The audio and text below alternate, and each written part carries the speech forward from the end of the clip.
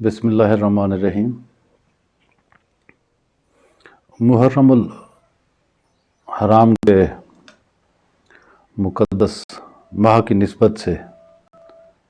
پوری دنیا میں عرش و فرش پہ مولا حسین علیہ السلام سرکار کا تذکرہ خیر جاری و ساری ہے۔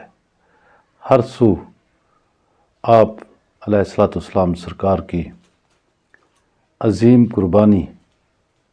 کا چرچا ہر زبان پہ ہے۔ مولا حسین علیہ السلام سرکار کی یہ قربانی ایک ابدی قربانی ہے، جس نے رہتی دنیا تک کے لیے انسانیت کو خیر اور شر کی تمیز سکھلائی اور انسانیت کو یہ بتایا کہ سچ کے لیے اور حق کے لیے کیسے مالک کی رضا کو سامنے رکھتے ہوئے تن من دھن اور اپنے مقدس نفوس اور پاک باز اصحاب کو مالک کی اللہ پاک کی راہ میں قربان کر دیا اور شر اور خیر کے درمیان، حق اور باطل کے درمیان ایک خط تنسیق کھینچ دی۔ اب جیسے سرکار پاک نے اپنے تمام چاہنے والوں اور اپنے غلاموں کے متعلق مختلف دعائیں کی اور مختلف ان کے درجات کا اظہار فرمایا، اور جب باری مولا کائنات کل ایمان حضرت علی کرم اللہ وجہہ شیر خدا مولا مشکل کشا کی باری آئی تو آپ نے ان کے بارے میں بارگاہ الہ میں دعا کی کہ اے مالک، جس طرف علی ہیں حق کو اس طرف کر دے۔ حالانکہ جب بھی آپ نے اللہ پاک کی بارگاہ میں دعا کی تو آپ نے یہ مالک کی بارگاہ میں عرض پذیر ہوئے کہ مالک، امت مسلمہ کو، اپنے چاہنے والوں کو راہ ہدایت کی دعا مانگی، لیکن مولا کائنات کی ذات مبارکہ ایسی ہستی ہیں کہ جن کے متعلق یہ فرمایا کہ اللہ پاک جس طرف علی ہیں حق کو اس طرف کر دے۔ اور یہ وہی بات، اس کا اظہار آپ کو کربلا میں نظر آتا ہے۔ اس کی جو صحیح معنی میں جو عکاسی ہے وہ کربلا میں اس کی آپ یوں سمجھیں گے کہ ادائیگی جو اللہ پاک کے محبوبیت کی اور چاہت کی جو ادائیگی ہے، وہ مولا حسین علیہ السلام سرکار نے اپنے کنبہ اور اپنے جان نثار ساتھیوں کے ساتھ مالک کے عشق کی شمع کو فروزہ کرنے کے لیے جان افرین کے سپرد کر دی اور انسانیت کے لیے یہ درس دیا کہ حق کیا ہے اور باطل کیا ہے۔ آج جہاں بھی حق کی بات ہوگی اس کا تعلق خواہ مشرق سے ہو خواہ مغرب سے ہو، ہر انسان کے اندر اللہ پاک نے جوہر رکھا ہے، خیر کا خمیر رکھا ہے۔ تو کہیں کسی بھی خطہ ارض کا انسان ہے، خواہ اس پر نئی جدید نئی تہذیب کی روشنی پڑی ہے یا نہیں، لیکن اس کے اندر ایک خیر کا جو میکانزم ہے وہ رب کی طرف سے انسٹالڈ ہے۔ تو جب بھی اپنے من سے اٹھنے والی خیر کے مطابق کوئی بھی اس روئے ارض کا انسان کھڑا ہوگا، سٹینڈ لے گا، اپنے موقف کو بیان کرے گا، تو وہ چاہے یا نہ چاہے وہ اس وقت مولا حسین علیہ السلام سرکار کی اتباع میں ہوتا ہے۔ تو یہ اس درس کا سلسلہ اب ہماری کتب میں بھی، تاریخ کی کتب میں بھی موجود ہے، اور یہ سینہ بہ سینہ بھی آج کے انسان تک، آج کی جدید دنیا تک پہنچا۔ کتابوں کی صورت میں علماء کرام کو اور مورخین کو معلوم ہے، اور جو سینہ بہ سینہ ہے یہاں پہ اس جو مشن ہے امام حسین علیہ السلام سرکار کا آغاز، وہ نائب رسول ہند حضرت خواجہ غریب نواز حضرت خواجہ معین الدین چشتی اجمیری سرکار نے ہندوستان سے کیا۔ اور اس بات کا ذکر سندھ کی قدیم تاریخی کتاب چچ نامہ میں موجود ہے کہ یہاں پہ جو حسینیت کا درس ہے وہ سب سے پہلے اس کے آغاز کار حضرت خواجہ معین الدین چشتی اجمیری سرکار ہیں، اور اس کے علاوہ حضرت عبداللہ شاہ غازی جو کہ حضرت خواجہ معین الدین سرکار سے بھی یہاں پہ پہلے تشریف لائے، کراچی میں ان کا دربار مقدسہ ہے۔ حضرت عبداللہ شاہ غازی سرکار حضرت امام نفس زکیہ کے صاحبزادے ہیں، اور نسبت کے حوالے سے وہ امام حسن پاک سرکار کے پر پوتے بنتے ہیں۔ تو وہ جو شمع ہے، حق ہے، کربل کے ریگزار سے اٹھنے والی اس آواز کو آپ نے یہاں دور دراز کے علاقوں میں آج مقصد یہ ہے کہ عراق کے کربل کے مقام کو دیکھیں اور اس کے بعد جہاں یعنی ہمارے اپنے خطے کو برصغیر کو دیکھیں، یہاں تک یہ انہی کی خدمات کا صلہ ہے، انہی کے دیے ہوئے پیغام کا وہ فیض ہے کہ آج دیکھیں کہ پورے برصغیر میں اور بلکہ اس سے بڑھ کے ایشیا بھر میں جہاں جہاں بھی آپ جو بھی گھر ہے اس کا جو وابستگی ہے امام حسین علیہ السلام سرکار کے ساتھ جس انداز کی بھی ہو، جس مکتبہ فکر سے بھی ہو، لیکن وہ اپنے نہا خانوں میں کہیں نہ کہیں امام حسین علیہ السلام سرکار کی دی گئی قربانی کا خوشچین ہے، عقیدت کا اظہار ہے۔ ہر انسان ہر مکتبہ فکر اپنے انداز سے کرتا ہے، لیکن بات یہ ہے کہ کوئی بھی ایسا نہیں ہے جو حق کو باطل کے ساتھ گڈ مٹ کر سکے، اور یہ مالک کا بھی فرمان ہے کہ حق اور باطل کو آپس میں گڈ مٹ نہ کرو۔ جن کے حق کی بات، جن کی حقانیت کی بات اللہ پاک نے آشکار فرما دی، اور جن کے لیے سرکار پاک نے فرما دیا کہ میں حسین میں سے ہوں اور حسین مجھ میں سے ہیں، تو اگر جیسے سرکار کا فرمان علی شان مبارک ہے کہ حسین مجھ میں سے ہیں، تو اس سے مراد یہ ہے کہ میں حسین میں سے ہوں۔ اب ایک تو نسلاً بھی یہ بات بنتی ہے، چونکہ آپ نے سرکار پاک صلی اللہ علیہ وسلم نے فرمایا کہ سابقہ انبیاء کرام کی جو نسل کا سلسلہ، جو آل پاک کا سلسلہ چلا، ان کی اپنی پشت سے چلا، اور جو سرکار پاک نے اپنی ذات مقدس کے حوالے سے بیان فرمایا کہ ہماری جو آل پاک کا سلسلہ ہے وہ میرے بھائی حضرت علی ابن ابی طالب علیہ السلام سرکار کے ذریعے چلے گا، تو وہ ایک نسباً بھی یعنی ذریت کے حوالے سے بھی چونکہ مولا حسین پاک اور امام حسن پاک علیہ السلام سرکار سے آپ کی آل پاک کا سلسلہ چلا، اور آج جہاں بھی کوئی سادات موجود ہیں تو وہ بنیادی طور پہ مولا کائنات کی آل پاک ہیں، اور مولا کائنات کی آل پاک ہونے کی نسبت سے وہ سرکار پاک کا جسموں کا جسمی اور دموں کا دمی، لہموں کا لہمی، یہ سرکار پاک کے الفاظ مبارک ہیں کہ یہ میرا خون ہے، یہ میرا نفس ہے، یہ میرا دم ہے، یعنی یہ وہ گھرانہ، یہ وہ ہستیاں ہیں جن کے متعلق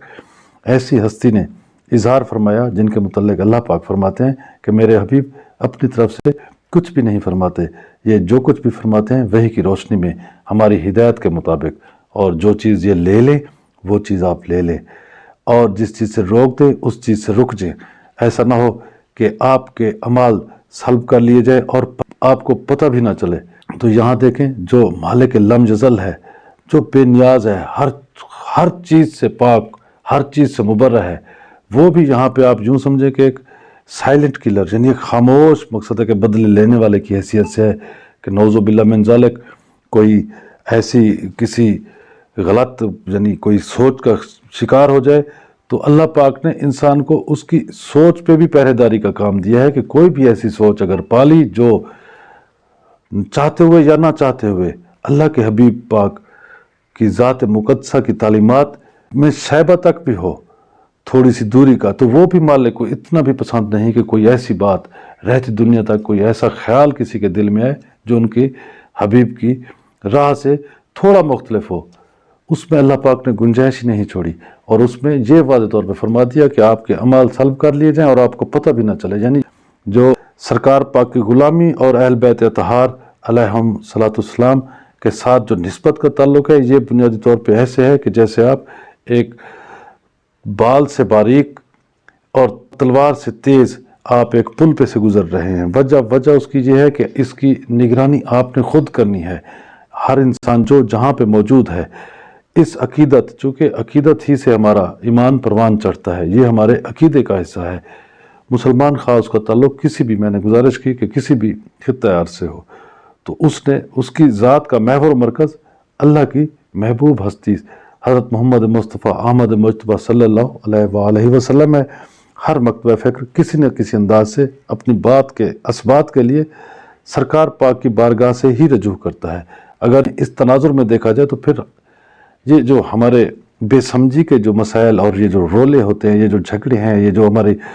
کنٹروورسیز ہیں، یہ اب دم توڑ جائیں اگر بندہ یہ دیکھے کہ ہر انسان کے دیکھنے کا ایک اپنا تناظر ہے۔ ہاں، یہ الگ بات ہے کہ جب کوئی اپنے تناظر کا تعین کر رہا ہوتا ہے تو اس میں وہ اپنے من میں ایک اخلاص پیدا کرے کہ میں جو تناظر بنا رہا ہوں دیکھنے کا، یا جو مجھے نظر آ رہا ہے، اسے میں کوشش کروں گا کہ بغیر کسی وابستگی کے، بغیر جانبداریت سے میں اس تناظر کو، اس اینگل کو دیکھنے کی کوشش کروں گا۔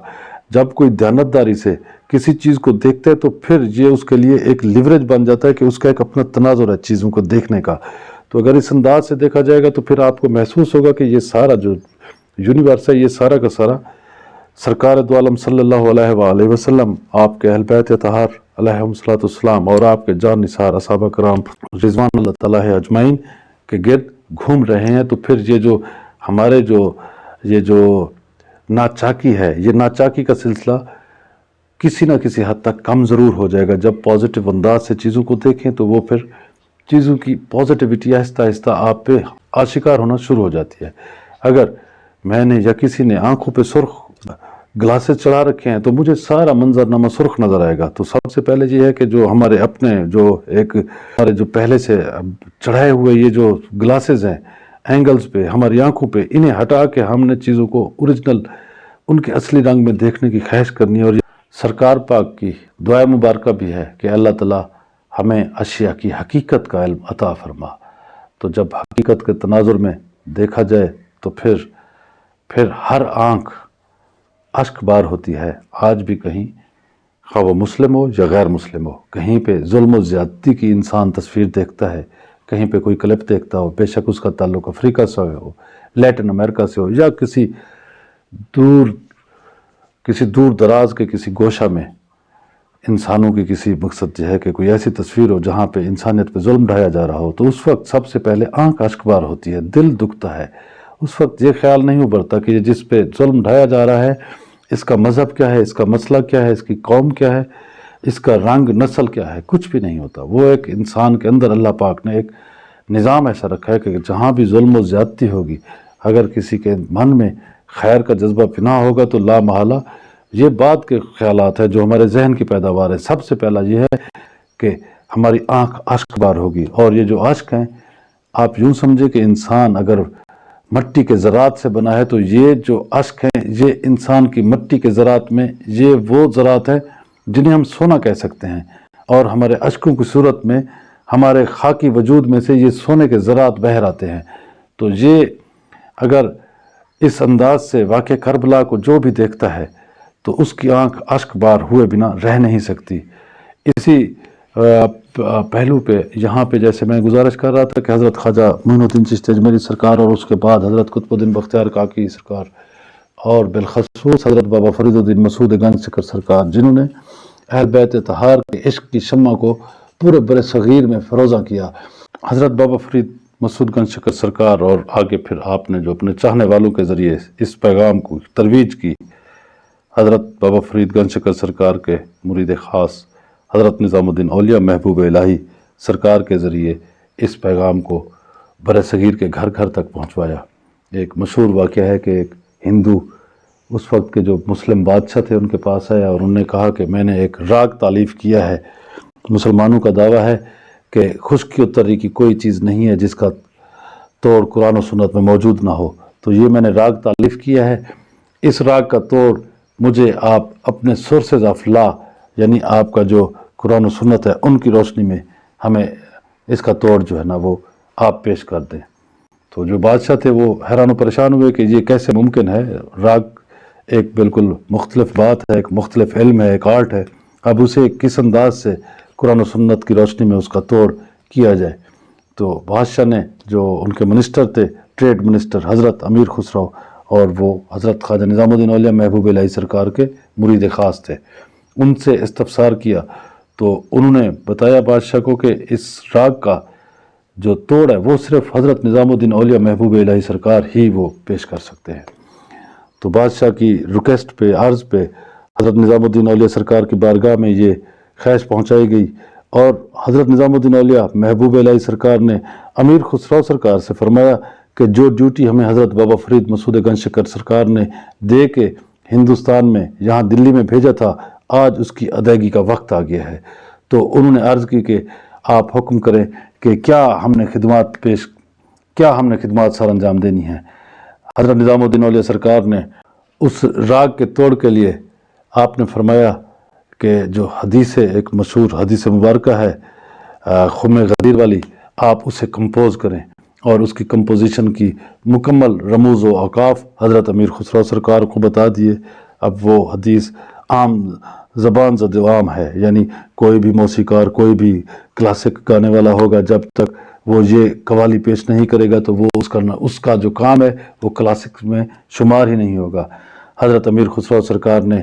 من کنت مولا فہذا علی مولا کو کمپوز کیا، اور اس میں یہ اب ہم تو نابلد ہیں موسیقی سے، جس انداز سے ہم کہ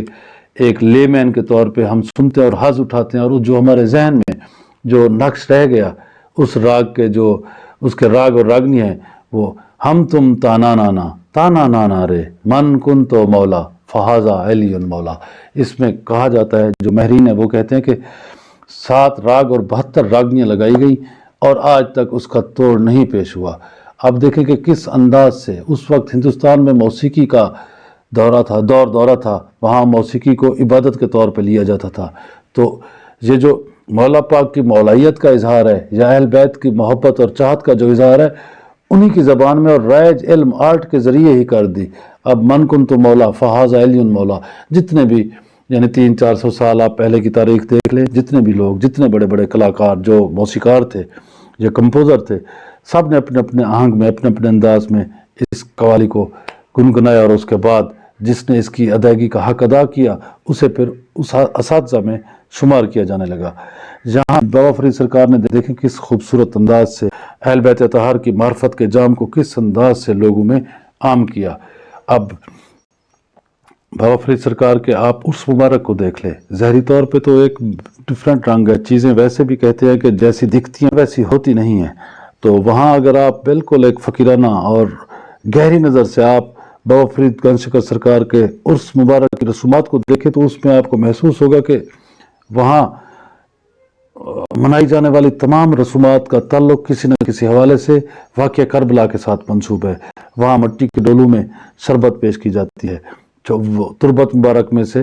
جو چادریں ہیں وہ ہٹا دی جاتی ہیں، جو بھی زائرین آتے ہیں وہ بس ایسے ہی برہنہ آپ کی تربت مبارک ہوتی ہے، اس کی زیارت کر کے چلے جاتے ہیں، اور وہاں کے جو دیوان صاحبان ہیں ہاتھ پیچھے کر کے وہ جو ڈولیاں ہیں مٹی کی، ان میں میٹھا شربت ہوتا ہے، اسے منہ کے ساتھ اپنے لبوں کے ساتھ اٹھاتے ہیں۔ اب وہ جو رسم ہے وہ غازی عباس سرکار کی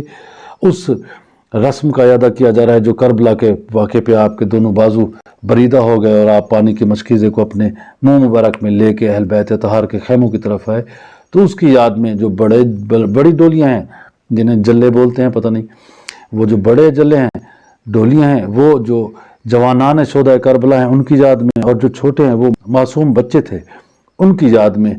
وہ جو چھوٹی ڈولیاں ان کی یاد میں اٹھائی جاتی ہیں، اور اس کے بعد وہاں پیچے تقسیم کیے جاتے ہیں۔ پیچے اب یہ ہے کہ ایک کچے رنگ سے نا، پیلا کچا رنگ ہوتا ہے چڑھا ہوا، اس کی جو ہے نا آپ یوں سمجھیں کہ وہ تراش ہے، اس کو کاٹ کے، اس کو پھاڑ کے، اس کی جو لیریں ہیں وہ بانٹی جاتی ہیں۔ وہ ایسے ہوتا ہے کہ جیسے کسی کے کپڑوں کو پھاڑ کے اور انہیں بانٹا جا رہا، اور کپڑوں میں سے وہ جو تھوڑی دیر بعد وہ جو پیلا رنگ ہے اس میں سے ایسے شباہت محسوس ہوتی ہے جیسے ان پہ خون کے دھبے لگے ہوئے ہو۔ یہ سارا رنگ دربار شریف کے چاروں طرف پھیلا ہوا ہوتا ہے، ایسے محسوس ہوتا ہے کہ جیسے در و دیوار پہ ہر طرف خون ہی خون ہے۔ یہ کیا ہے؟ یہ صرف اسی واقعہ کربلا کو یاد کرنے کا ایک ان کا اپنا فقیرانہ انداز تھا۔ آج بھی جو عرس کے نیام میں جاتا ہے تو وہ وہاں پہ واقعہ کربلا کا اور اہل بیت اطہار کی محبت کا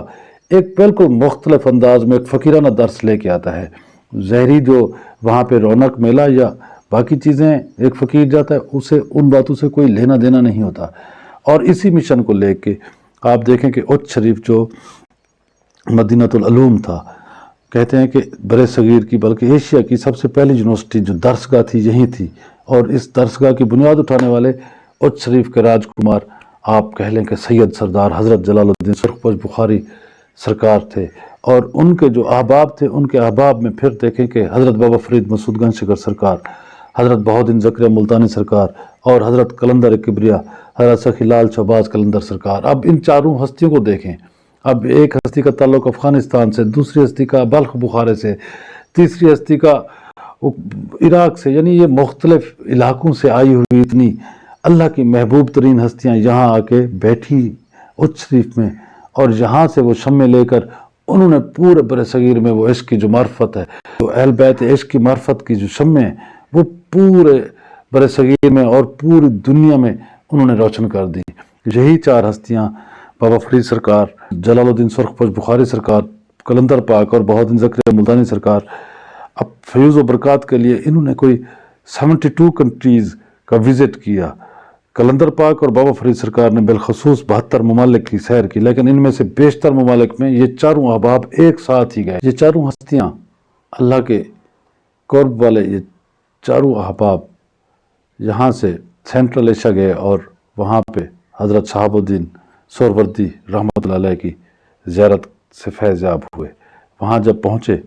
तो हज़रत शहाबुद्दीन सोहरवर्दी रहमतुल्लाह अलैह बाबा फरीद सरकार से पहले ही आगाह थे, वाकिफ़ थे। उनके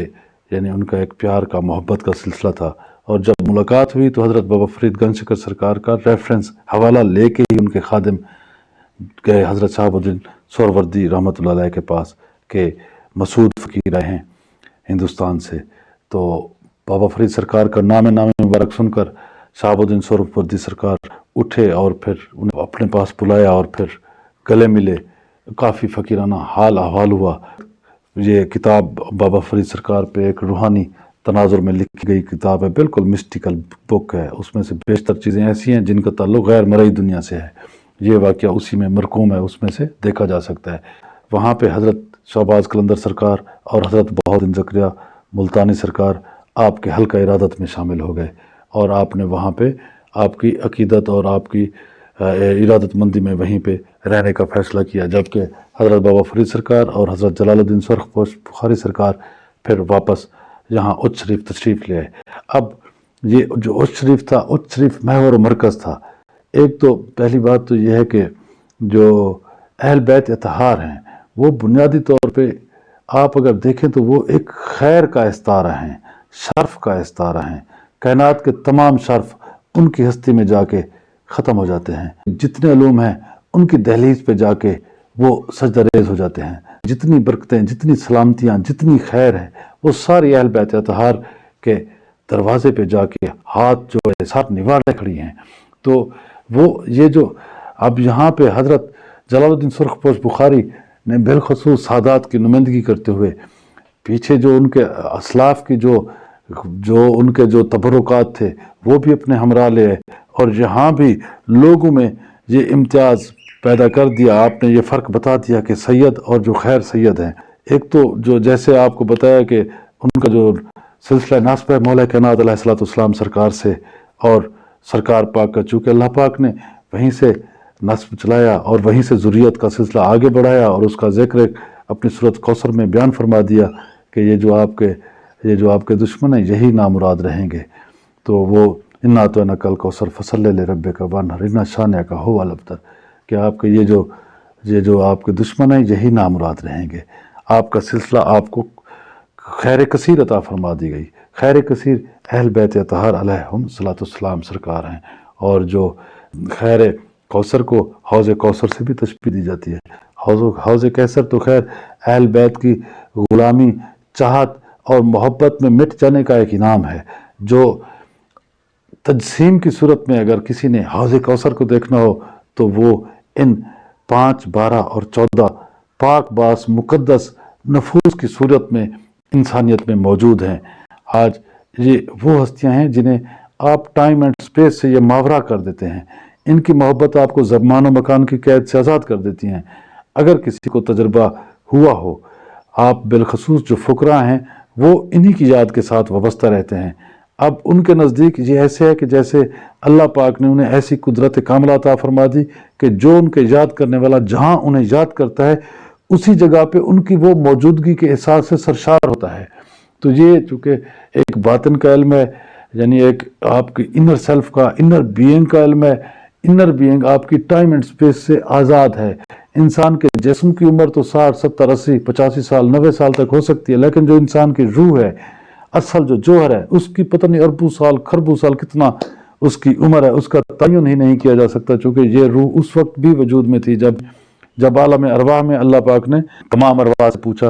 कि क्या मैं तुम्हारा अलस्त बे रब्बुकुम की सदा दी गई, क्या मैं तुम्हारा रब नहीं हूँ? तो तमाम अरवाह ने कहा कालू बला, बेशक तो हमारा रब है। यानी जब रूह के पास वहाँ पे एक अख्तियार था, जब सवाल पूछा गया क्या मैं तुम्हारा रब नहीं हूँ, इससे मुराद यह है کہ روح کے پاس ایک باضابطہ طور پہ اس وقت ایک انفرادی شعور موجود تھا. اسی انفرادی شعور کو بروئے کار لا کر جن ارواح نے کہا کہ بے شک تو ہمارا رب ہے. تو بعض بزرگ کہتے ہیں کہ کچھ جو پہلے آگے تھی ارواح مبارک وہ انبیاء کرام، پھر اس کے بعد جو درجہ بدرجہ جو تھی وہ پھر پیچھے چلتے چلتے اینڈ کی جو تھی جنہوں نے آہستہ ہاتھ کھڑے کیے یا ہاتھ نہ کھڑے کیے، تو وہ یہاں پہ آ کے اس دنیا میں آ کے بھی ان کے ارواح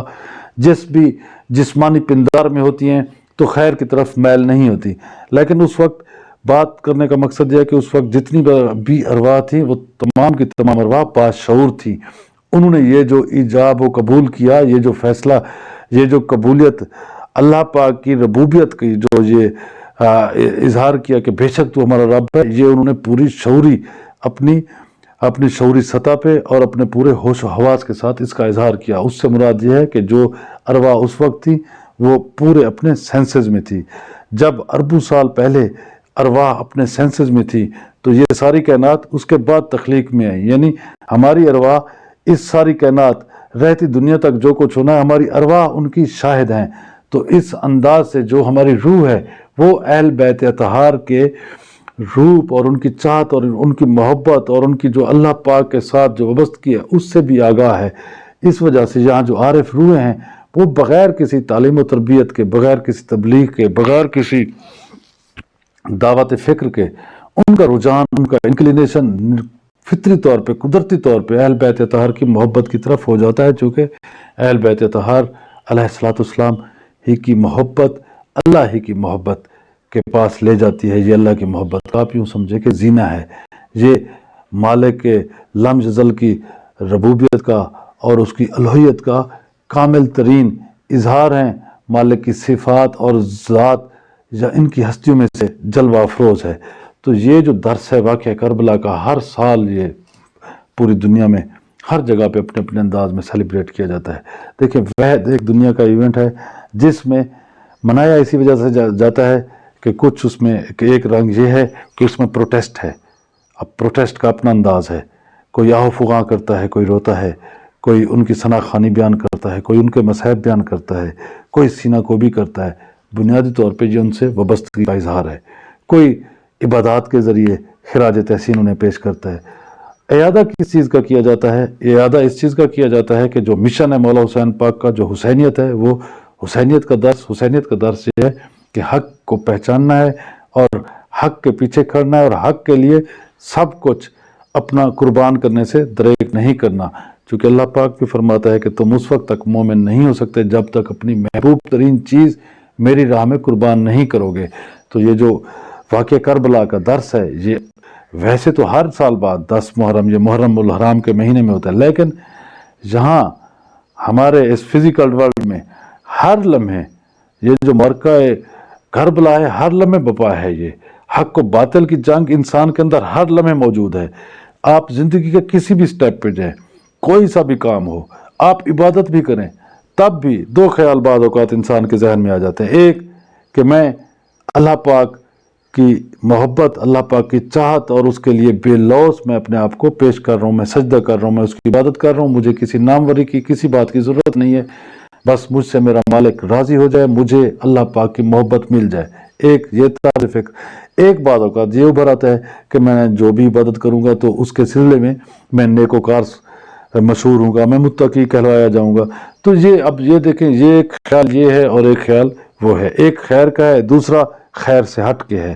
اب جب آپ اس خیال پہ پہرا دیں گے، یعنی ایک واچ مین کے طور پہ آپ دیکھیں گے کہ خیر سے اٹھنے والا سوال یہ ہے کہ میری عبادت اللہ کے لیے بے لوث ہونی چاہیے. اور جو خیر سے ہٹ کے دوسرا خیال وہ یہ ہے کہ آپ کی عبادت میں، ہماری عبادت میں ریا،